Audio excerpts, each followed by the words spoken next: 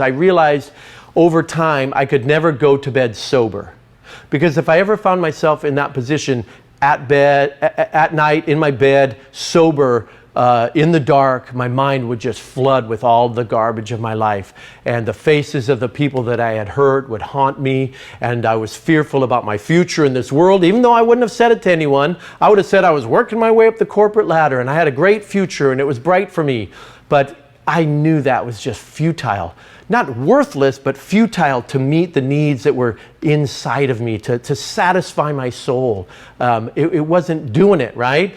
But so I was fearful about my future. I was fearful about eternity, you know? And the Bible says, it's no surprise that you might be fearful about eternity. God says in the Bible also, He says, I've written eternity on the hearts of all people.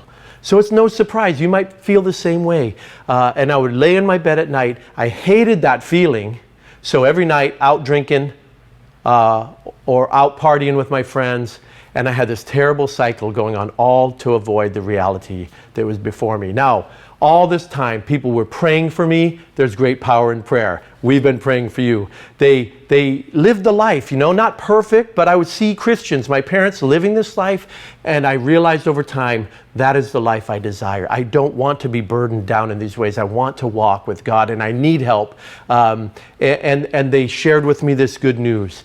And it was always awkward when people shared it with me, and I resisted it, and I rejected it outright so many times. Maybe you've done the same, but right now I pray you would not reject it, but that you would receive it.